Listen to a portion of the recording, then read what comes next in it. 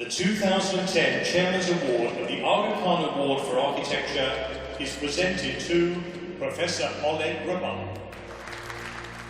Awarded the Chairman's Award of the Aga Khan Award for Architecture, Oleg Grabar, Professor Emeritus of the School of Historical Studies at the Institute for Advanced Study in Princeton, and Aga Khan Professor Emeritus at Harvard University, sadly passed away on January the 8th, 2011.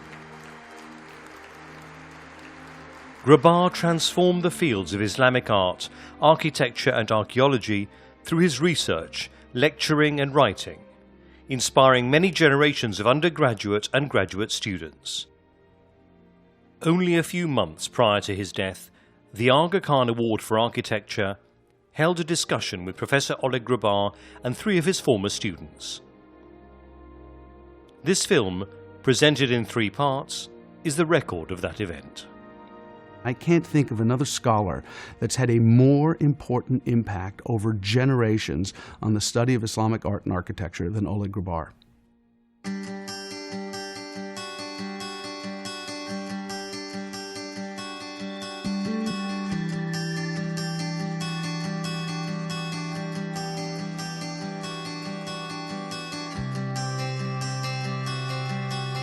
The Chairman's Award of the Aga Khan Award for Architecture was created in 1980 to recognize lifetime achievement.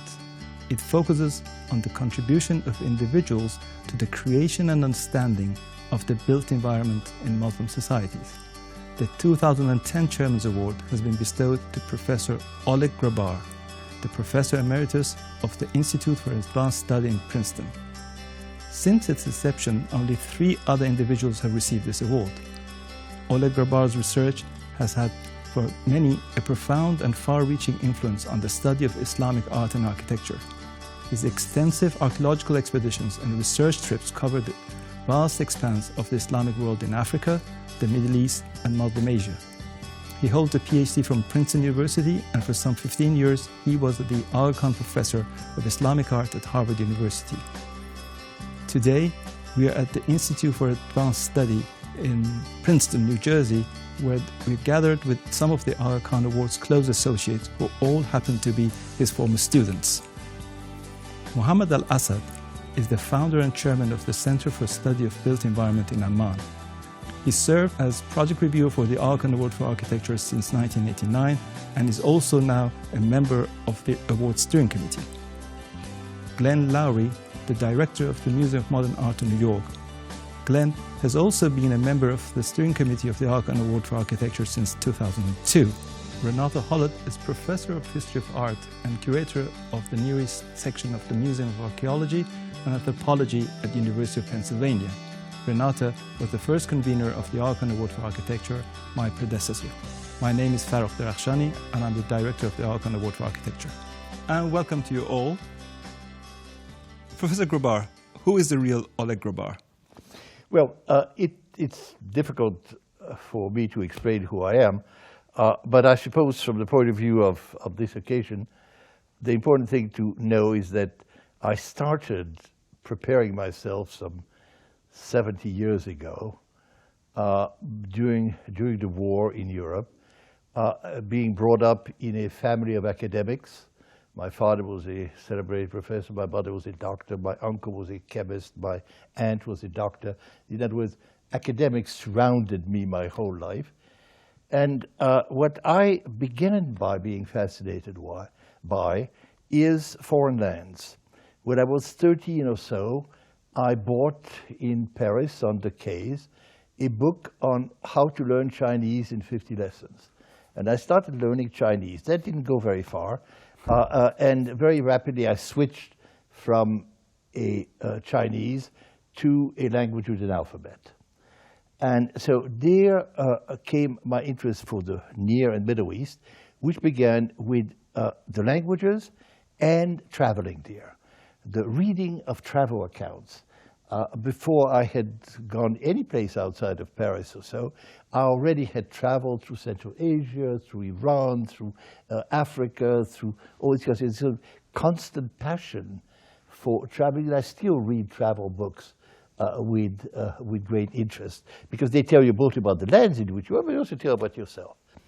And this interest was eventually transformed into what was the correct attitude in those days, the learning of languages. I started with Arabic, having had the obvious Greek and Latin that everybody had in my time. I forgot the Greek by now, but the Latin still exists somewhat. But you start with language, so for me it was Arabic, which I started first in Paris, then at Harvard, and then went on to other languages little by little. Eventually, I ended up as a graduate student in history, in Near Eastern history. And there, the teaching of that history was so bad when I was taking it, so completely, it was just not interesting. And if you read any of the history manuals written at that time, you would be bored too. They are hopeless. But fortunately, Princeton University at the time had a first-rate art history department. And there I moved little by little from history to art history. And there were trained by some truly first-rate minds about material culture, the arts, how it works, and so forth. And then I was lucky enough to receive a fellowship to spend a year in Jerusalem as a fellow of the American Schools of Oriental Research. And that was my first encounter with Jerusalem, which became very important in the rest of my life. And from there, I was hired, again, in a kind of remarkable old times, I was hired sight unseen by the University of Michigan as an instructor because I hadn't finished my PhD, and went to the University of Michigan, which then eventually, where I stayed 15 years, and that's how it created me. From there, I started to excavate, to develop the first groups of students, and in general, develop this kind of double interest that I've always had. On the one hand, archaeology, excavations, architectural monuments, especially of the early Islamic period, and then Persian painting and representations and illustrations in mostly Persian art. I mean, related art as well, but mostly Persian art. And this was kind of, for a long time, the two poles of my professional intellectual activity, including the time when I went to Harvard in 1969. And so that's essentially how I was created, so to speak, until my encounter with Aga Khan, which I think was very important. So can you tell us a little bit about how come you became associated with the Aga Khan Award for Architecture? Because you were one of the founders of the Aga Khan Award for Architecture. Well, this is actually an amusing story, because Aga Khan and I had never heard of each other at that time. Maybe I'd heard of him, but I'm not even sure about that, but he certainly had never heard of me. But through a fascinating system in which architectural firms operate by friends of friends who know friends of friends, Bill Porter, who was at that time Dean of the School of Architecture at MIT, and I were invited by a fellow architect in a big Boston firm to meet with that architect, who happened to have been working for the Aga Khan, for the gardens of the Aga Khan near Paris. And then we were flown to Paris and met with the Aga Khan. And this was very interesting because he knew he wanted to do something. He wanted to do something for the Islamic world, for architecture, for building, for beautiful settings and so on. But we did not pay much attention to the Islamic world. It was not our concern, to the contemporary world. And here, his interest in the contemporary world and our competences in doing things and our curiosity sort of gathered together. And from this started the award process, which we began in, I always forget the year, it was 77 or something. 1977. 1977. Began, and that process began there and continued ever since. Now, what was stunning is the profound desire of the Aga Khan to do something. And then we started developing all kinds of projects. Professor Holod became the convener of the award. And one of the episodes that I still remember with remarkable pleasure, when Professor Holod had arranged the first gathering of nominations, we all met in Philadelphia to to do a kind of test survey of candidates for the prizes. And we all, like little children, being given a toy.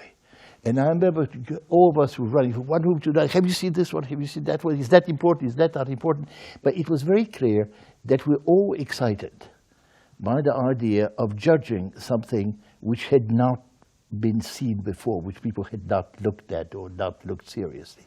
And that, to me, is still one of the great characteristics of the Aga Khan Award and what it has done. It has discovered a world which has changed enormously since then, and this is another thing we can come back to. But it's not at all what it was in the late 70s. But at that time, it was something which was new, exciting, and full of a kind of fun. Everything was fun. Now, maybe it was also because I was only 40 then, and everything was more fun then than it would be now. But everything was fun, especially the traveling. It was exciting and very successful in its accomplishments. Oleg, I'm interested in the way in which your engagement with the Aga Khan and the award might have changed the kinds of questions that you were interested in. You were trained as an archaeologist and a historian, and now you're dealing with contemporary societies and culture. What kind of impact did that have? Well, it had double impact. One impact was a question, which was, does the contemporary world owe anything to the past? Or is the contemporary world responsible for the past? Or is what happened today, should it pay accounts to the past? In other words, are there traditions you have to maintain and so on? And I think initially, all of us felt a little bit that way, that the problem was that contemporary activities in the arts and in many other things were betraying a rich past. So our job was to rediscover that rich past, get everybody worked up about it. And we have all changed a great deal on that score. But at that time it was that. So this is one in which the past became a model, and which still is used sometimes by some extremist or fundamentalist groups and so forth. But the other side is that, and maybe retrospectively I feel very stupid having to say that, I never thought that people went to buildings. I always saw buildings as stones and decoration and this, but it never occurred that the people go there. They pray there, they teach there, they talk there, they make deals. I mean, all kinds of things happen in buildings. And this kind of transformation, the contemporary uses of buildings made me try to understand better old buildings, that people make buildings. And buildings by themselves, they are interesting, but it's like going to I don't know, pastry shop and seeing the beautiful cakes. If you don't eat them, there is no point in those beautiful cakes. So now, every time I visit a building, I first look at the people who are there. What do they do? How they're dressed? What do they do? Do they talk to each other? And this, again, is being totally revolutionized today by digital cameras. Now they come and take pictures of each other, which never happened before. So that every building you go to, from museum to churches to mosques to whatever it is, you have thousands of pictures being taken, a recording of buildings through the pictures of individuals. It's going to create havoc with my successors as scholars because they'll have so much information they'll never know what to do with it. But the point, however, is the discovery that the uses of buildings by people is something one has to deal with. To build on that, I want to go back to your early encounters with the Islamic world. When did the first visit to the Islamic world take place? Oh, that. But I also want to ask another question. Do you recall from that visit more encounters with people or encounters with monuments and buildings? That was, I would say, it's a complicated answer. The first encounter took place in September 1953, when my wife and I landed in Beirut by boat, and we were going to Jerusalem, so we had to go to Damascus, Amman, we go to Jerusalem. And we didn't have much money, but we had no idea what was going on.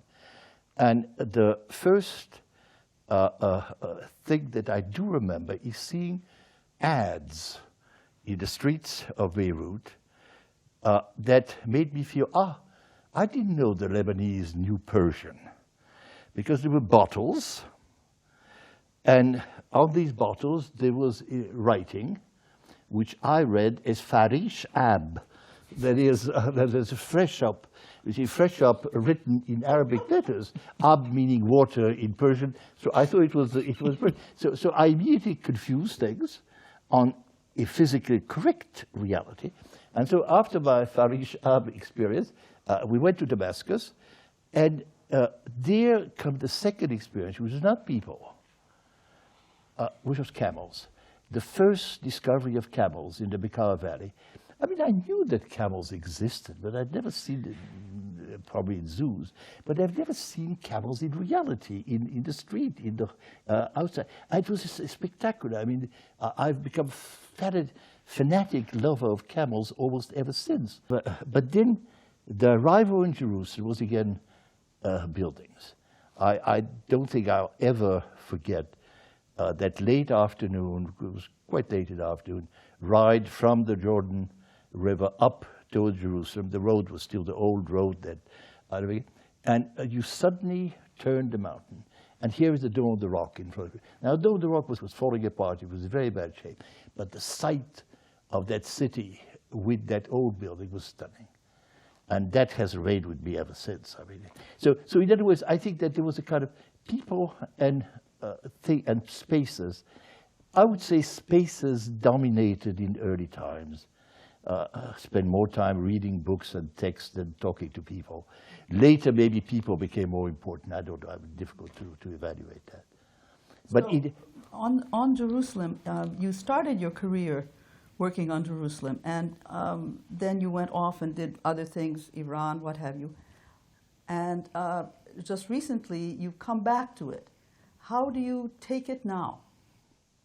Well, it is simply something, whether you're Jew, a Christian, or a Muslim, that city is important to you. How you judge it, what you do it is another story.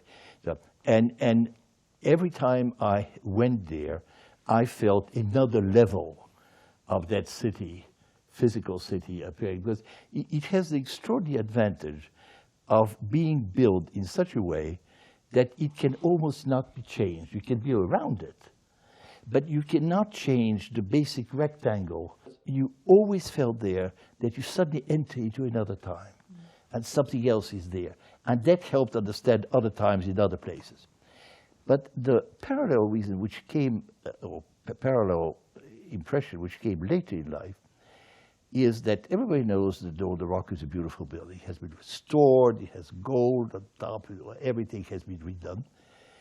And then I realized, and this is important for architecture, that nothing in the Dome of the Rock is of the 7th century. Everything has been done in the 20th century. The outside, the decoration, the ceiling, the mosaics are partly old, but they've been very much repaired. And yet everybody considers this to be a building built in 691. And so the question is, does it matter if something is modified by contemporary technology, changes, and so forth? Is it a building of the 7th century or is it a building of the 21st century? And that poses very interesting intellectual problems, because in a way it is the same problem as with icons as opposed to works of art.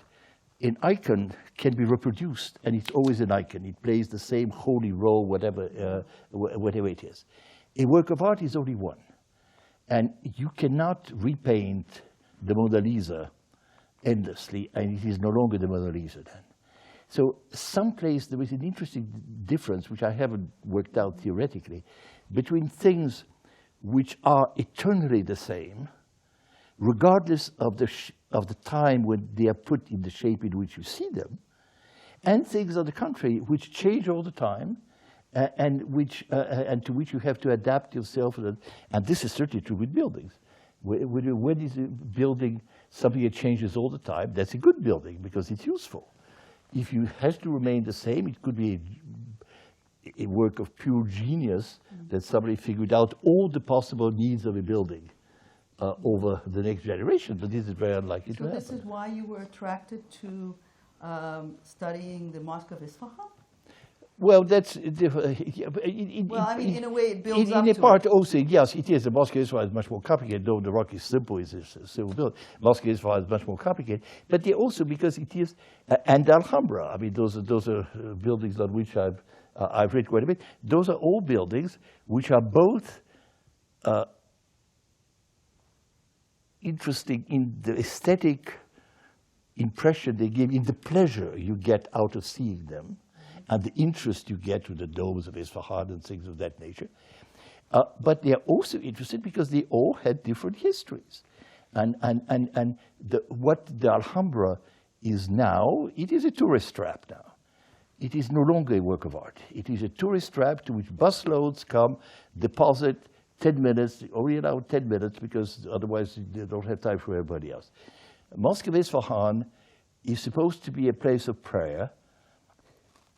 I have seen people praying there, but I've never seen the whole mosque used for prayer.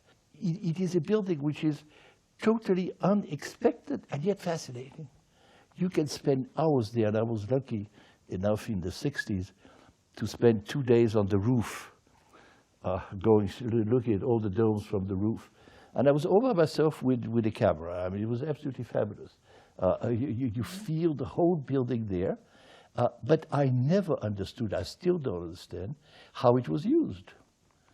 I mean, it's how it was used as a mosque, how it was used as anything, except a powerful statement by a series of rulers about their power. That leads, I think, interestingly, to the contemporary scene, where you've studied monuments that were essentially the result, for the most part, of some form of royal patronage, or at the very least, a very privileged kind of patronage. Today we're seeing cities built where many of the buildings are commercial, where that same kind of structure certainly doesn't exist. And I wonder, as you look at the contemporary scene and what's happening, what's your response to it? Well, this is it's very tricky because obviously my response changes all the time, because I only kind of started thinking about it. But to take the extreme new example, the new cities in the Gulf, one can say they are all arbitrary, artificial creations that nobody wanted there, that are built to show off the power and so on of a ruler. One can also say they exactly correspond to what our contemporary world is. We all live like that. We don't go, except for some oddballs, to old quarters to redo. We all like expensive stuff, new stuff, fancy stuff, and so forth. That, in other words, the modern world expresses, the modern world in the Islamic world expresses a universal human needs rather than peculiar human needs to the Muslim society. Thank you, Professor Grabar. Thank you, Mohammed. Thank you, Glenn. Thank you, Renata, and thank you all for being here.